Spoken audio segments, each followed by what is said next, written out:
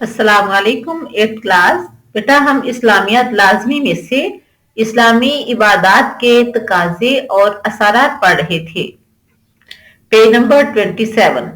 इसके short question हमने कर लिए थे। आज हम इसका लॉन्ग क्वेश्चन करेंगे। इसका एक ही लॉन्ग क्वेश्चन है।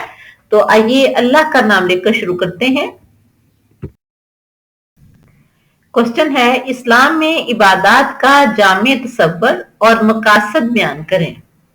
इसमें पहले हम इबादत का माना देखेंगे, फिर उसके बाद उसका जामे तसव्वुर, उसके बाद उसके मकासद देखेंगे। तो आइए पहले इबादत का माना देखते हैं।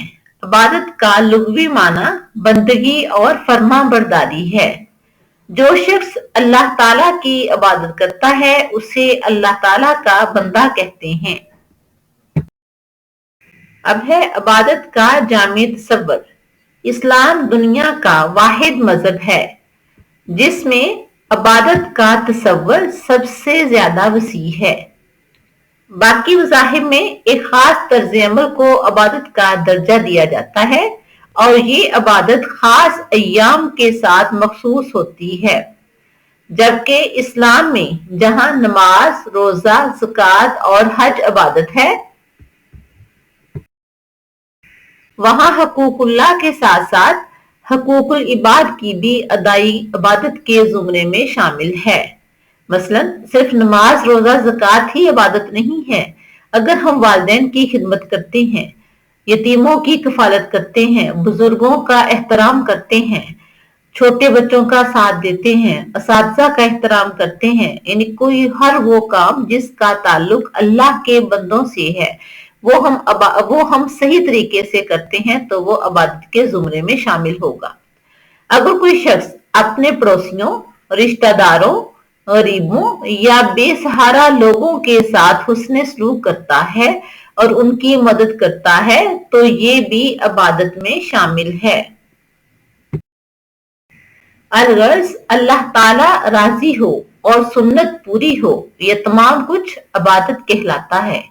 अल्लाह ताला का फरमान है, वमा खलक़तुल जिन्ना वल इंसा इल्ला लियाबुदून, सूरह ज़ारियात की आयत नंबर 56। और हमने इंसान और जिन को सिर्फ अपनी इबादत के लिए पैदा किया है।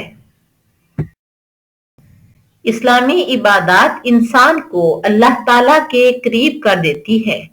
जब इंसान अल्लाह ताला की रजा के लिए और नबी करीम सल्लल्लाहु अलैहि वसल्लम के तरीके के मुताबिक अल्लाह ताला की इबादत करता है तो अल्लाह ताला के करीब हो जाता है। यानी हमने जो भी इबादत करनी है उसमें हमने तरीका किसका देखना है? अपने प्यारे पैगंबर सल्लल्लाहु अलैहि वसल्लम का।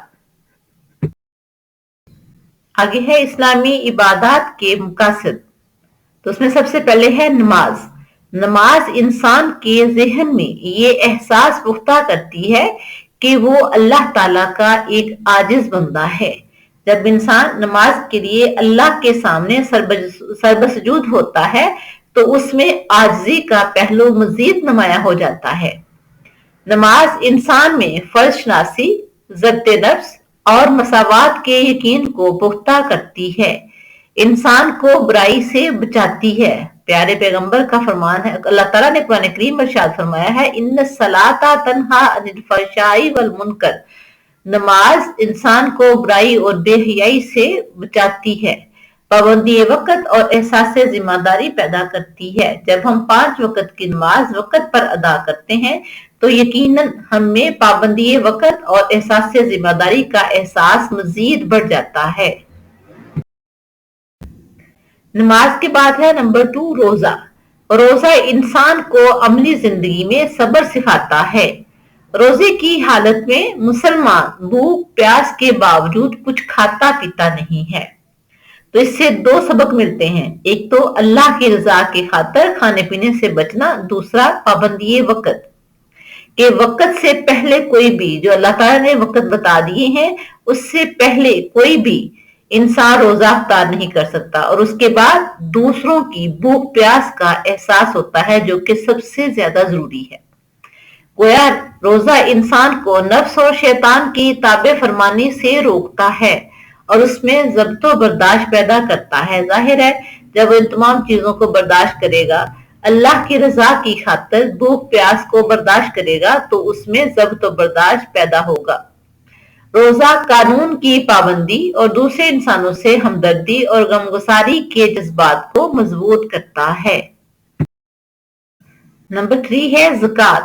زکوٰۃ سے مال پاک ہونے کے ساتھ ساتھ باہمی تعاون کا جذبہ پروان چڑھتا ہے۔ زکوٰۃ سے مال پاک ہوتا ہے اور دوسروں کی تکلیف کا احساس ہوتا ہے۔ جب انسان اپنے محنت سے کمائے ہوئے مال میں سے کچھ حصہ دوسروں کو دیتا ہے تو اس کا دل کنجوسی اور بخل سے پاک ہو جاتا ہے۔ نمبر 4 ہے حج۔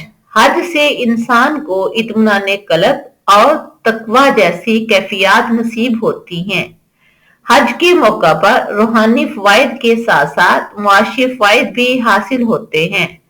حج کے موقع پر لاکھوں جانور قربان ہونے سے ان لوگوں کو بھی گوشت کھانے کا موقع ملتا ہے جو غربت کی وجہ سے اس سے محروم رہتے ہیں۔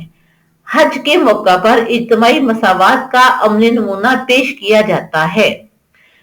تمام وہاں اللہ کے سامنے کھڑے ہوتے ہیں۔ کسی غریب امیر کون کس علاقے سے تعلق رکھتا ہے، ایسا کچھ نہیں ہوتا۔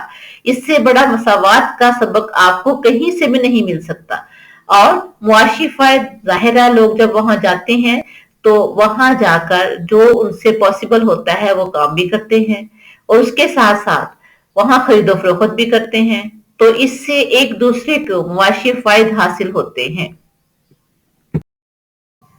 اسلام کا تصور عبادت چند مخصوص اعمال تک محدود نہیں ہے کہ نماز پڑھ لی، روزہ رکھ لیا، صدقہ دے دیا اور حج کر لیا، نہیں، بلکہ ہر جائز کام اگر اللہ تعالیٰ کے حکم اور حضرت محمد صلی اللہ علیہ وآلہ وسلم کے مبارک طریقے کے مطابق کیا جائے تو وہ بھی عبادت بن جاتا ہے۔ مثلا کھانا پینا، اٹھنا بیٹھنا، شادی غمی، ملازمت اور تجارت وغیرہ۔ مثلا کھانا کیسے کھانا ہے، بسم اللہ پڑھ کر کھانا شروع کریں، اپنے آگے طرف سے کھانا شروع کریں، کھانا کھانے کے بعد کھانا کھانے کی دعا پڑھیں، بھوک رکھ کر کھانا کھائیں، پانی کیسے پینا ہے، اٹھنا بیٹھنا کیسے ہے، شادی میں فضول خرچی سے پرہیز کریں، دوسروں کے غم میں شامل ہوں، کنجوسی سے اجتناب کریں، کہیں جاب کر رہے ہیں تو اللہ سے ڈریں، اللہ سے ڈر کر اپنے کام کو صحیح طور پر کریں، تجارت کر رہے ہیں تو دوسروں کو دھوکہ دینا، زیادہ مال لوٹنا، ہر وہ کام جس سے دوسروں کو نقصان پہنچتا ہے اس سے بچنا، یہ تمام چیزیں اگرچہ ہم یہ کام اپنے فائدے کے لیے کر رہے ہیں، لیکن پیارے پیغمبر کے بتائے ہوئے احکامات کے مطابق کرنے سے یہ تمام کام جو ہیں وہ عبادت کا درجہ رکھتے ہیں۔ اسلامی عبادات کا جامع تصور انسان کی پوری زندگی کو عبادت میں ڈھال دیتا ہے۔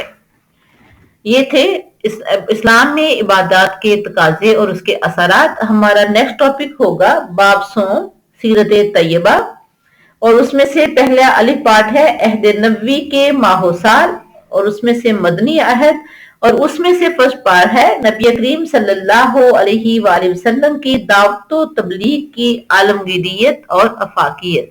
اللہ حافظ۔